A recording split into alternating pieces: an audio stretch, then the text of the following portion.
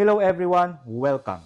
Today, we're exploring the fascinating world of underground discovery with the OKM EXP 5500 Professional and of course by OKM Germany. And the perfect tool for treasure hunters, archaeologists, and adventurers.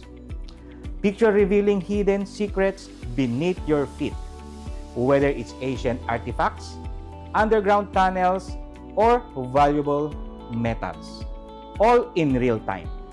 Thanks to its advanced 3D imaging, multi-frequency discrimination, and intuitive design, the OKM EXP 5500 brings professional underground scanning capabilities right to your fingertips. If you're eager to uncover mysteries beneath the surface and treasures beyond your imagination, you're in the right place. These are all the parts and accessories for the EXP 5500 Professional and of course by OKM Germany. So this is the main unit. It has a knob surrounded by the LED light. When it's charging, you can see the light here. And it is a touchscreen display, of course, color display as also. And it has a modes for 3D ground scan, magnetometer, and VLF metal detection. File Explorer. This one you can save for the scan file. So the one that you scanned, you can view it here. Okay, like this. And we have also settings. Okay, these settings for the light. For example, this is customized and this is automatic. Okay, customized. You can turn it to maximum brightness. And we have our volume for the 3D ground scan, and magnetometer and VLF, and for the system volume or sound. Okay, let's go back, and we have our battery information, and we have several languages available. Okay.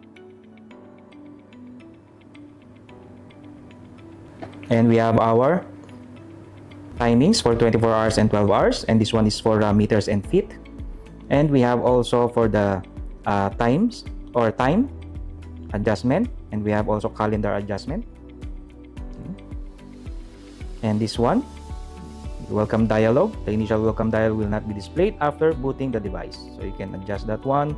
Delete to scan files from File Explorer, so you can delete it.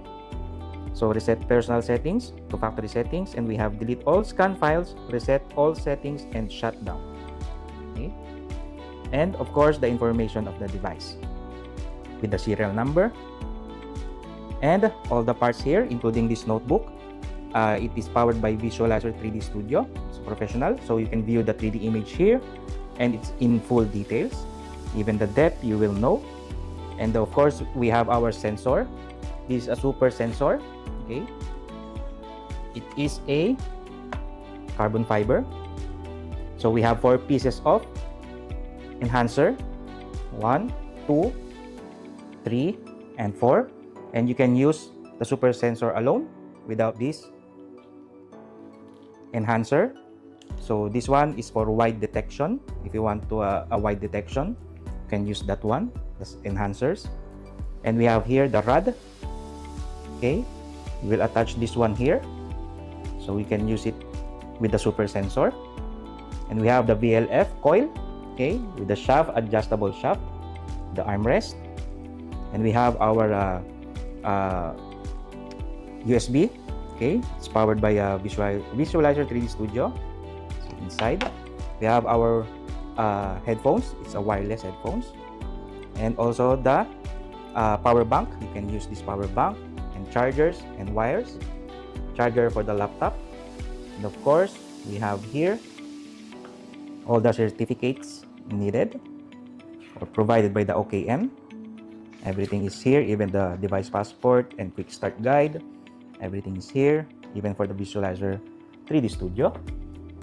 Okay, and we have of course a strap to put it on your neck, and even here a back strap. We have our back strap here, and the case of the OKM EXP 5500 Professional is waterproof and shockproof case. So this is the parts and accessories for the EXP 5500 Professional. So now we're on the 3D ground scan. Just tap this icon and you can see you can choose parallel and zigzag motion of the scanning. And we have this auto scanning and manual scanning. So let's try this automatic scanning. Okay, so we have our volume, and for the orbit on and off, this orbit light. Okay, so just tap this, then you can do the scanning. Now let's start the scanning. You have to tap this play icon. Okay, so here.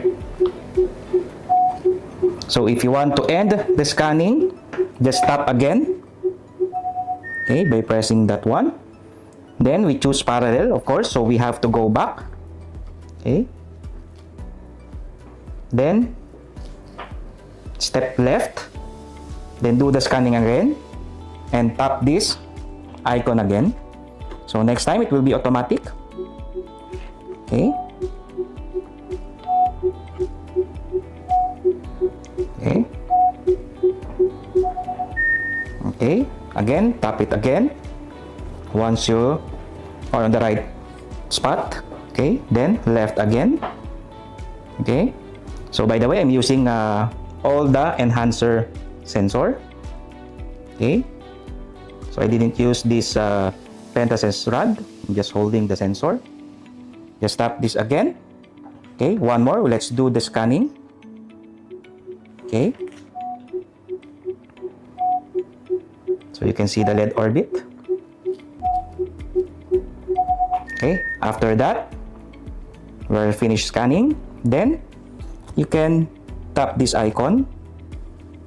Okay, and now you can put how many meters is the length and the width. Let's just say, for example, 1 meter by 1 meter. Okay, then press OK. And as you can see, you can view it in 2D and even in 3D. Okay.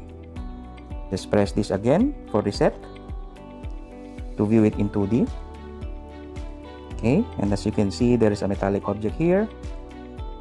Okay, so again, we're going to transfer this file to the PC or the computer or notebook so that we can have the depth of the picture or of the image. So after we've scanned the ground, we can go here to the File Explorer. Okay, you can view it here as we did earlier, and better to transfer it to the notebook included in the EXP 5500. Just have to connect the Type-C cable to the laptop or notebook, of course from the main unit. Okay, just tap this and you can see the file that we've scanned. Okay, so this is the one. I will just transfer it, copy, and put it on desktop. And then let's just open it. So it's better here in Visualizer's 3D Studio to analyze the ground, and at least we know the depth of the image. Let's wait for loading. Okay, so this is the image. So as you can see, we can even zoom in. Okay, so there you go, we have our metallic object. Okay, so if you want to know the depth, just go here. Okay, this is the scan information. Then you will see here on this part depth. Okay, so just press this up button and left and right. Okay, look, I'm going on that spot, and of course here. Okay,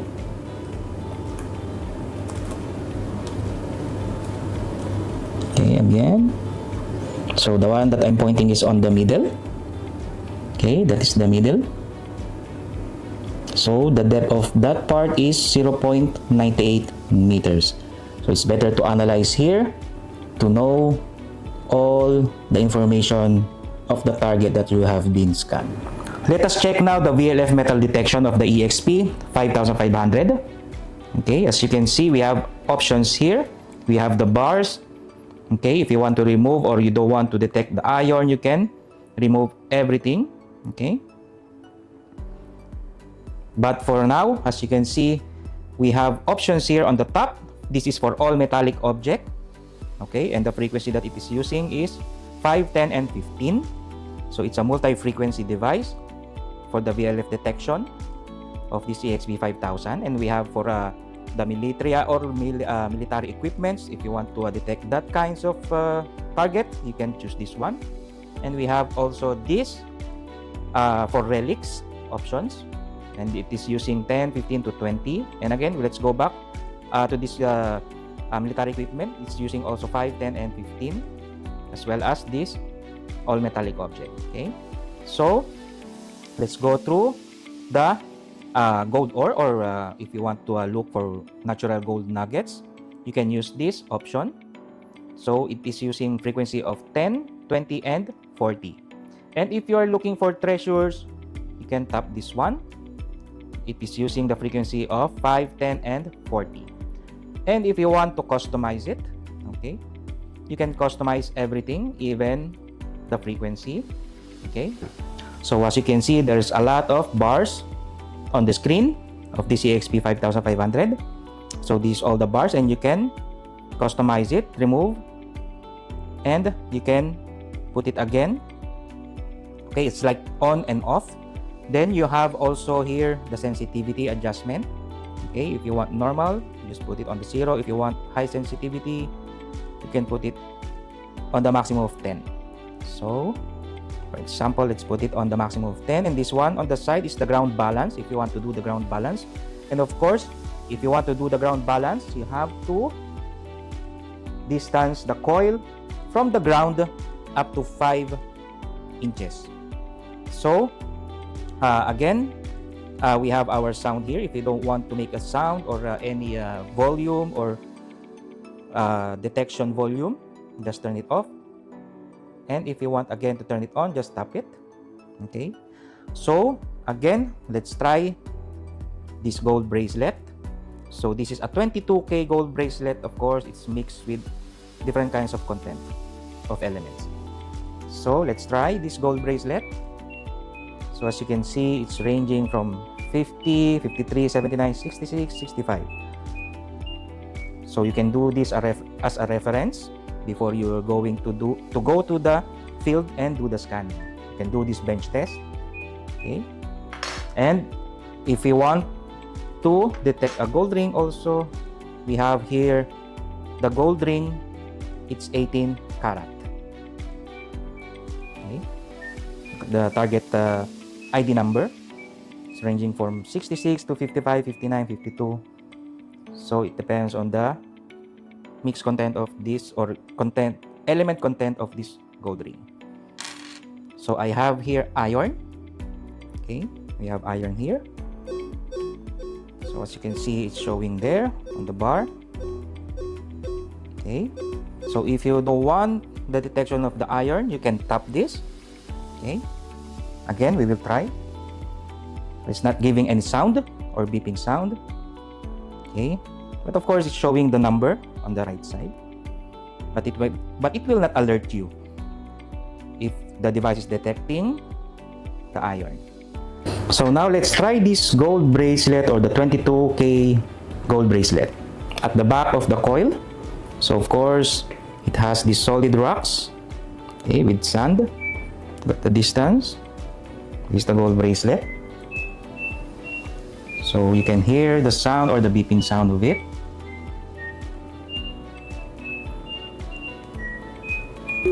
So this is the magnetometer of the EXP 5500 Professional. So as you can see on the screen, there is a volume on the left side, and this one is the orbit on and off, and we have the ground balance. So as you can see, I'm using only the super sensor. Okay, and of course, first one, you have to do the ground balance. You have to put it on the middle. Okay, once you did that one, it's on the green part on the middle. You have to tap the ground balance.